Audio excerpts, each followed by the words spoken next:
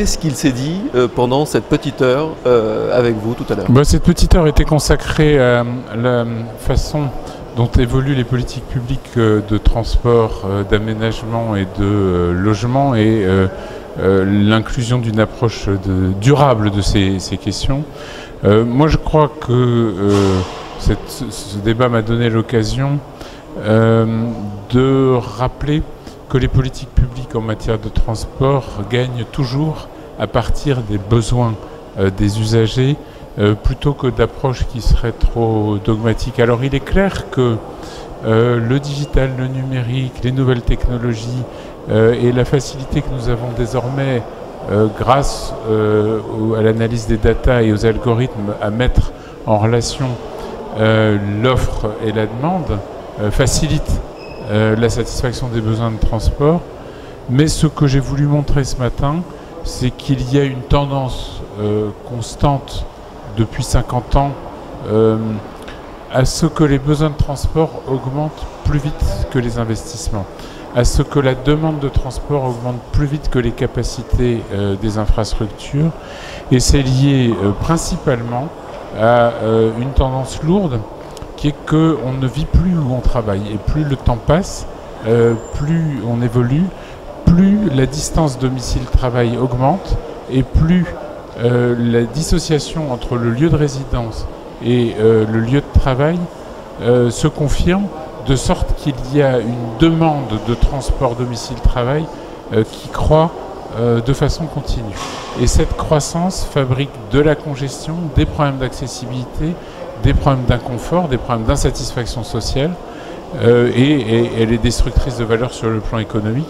Et donc le propos de ce matin, c'était de montrer à la fois qu'il y a de forts besoins en matière d'investissement dans les infrastructures urbaines et périurbaines, et qu'il y a nécessité d'aborder ces sujets avec une approche intermodale qui combine le fer, qui permet de prendre la majorité des transports sur les grands axes, mais également la route qui est plus souple pour aller chercher dans la capillarité des réseaux et des besoins les usagers là où ils sont, puisque aujourd'hui 80% des transports domicile-travail sont faits par la route et on ne peut pas l'ignorer.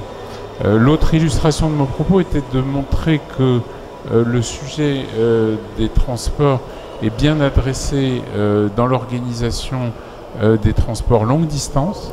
On a un magnifique réseau autoroutier, un magnifique réseau ferroviaire et des transports aériens très bien organisés sur les longues distances. Dans les courtes distances des zones urbaines denses, nous avons tout ce qu'il faut avec des métros, des tramways, des bus. En revanche, dans les trajets de 10 à 100 km, les infrastructures et les offres sont quasi orphelines, faute d'autorité organisatrice des transports et faute d'une approche suffisamment pragmatique et capable de combiner le fer, la route et les différents moyens de transport. Voilà en gros ce qu'était le propos du débat de ce matin sur les besoins de transport. Vous avez fait également une allusion au modèle de la concession. Et les principaux réseaux autoroutiers actuellement sont surtout des concessions. En quoi est-ce un modèle viable, un modèle d'avenir?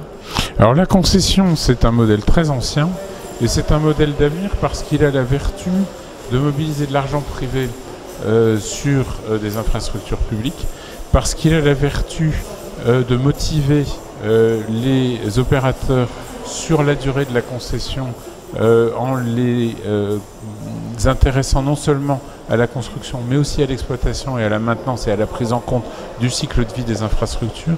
Et puis les concessions, c'est un dispositif qui, en ne pesant pas sur le contribuable mais sur l'usager, a la vertu de faire payer les utilisateurs et donc de rapprocher le payeur de l'utilisateur.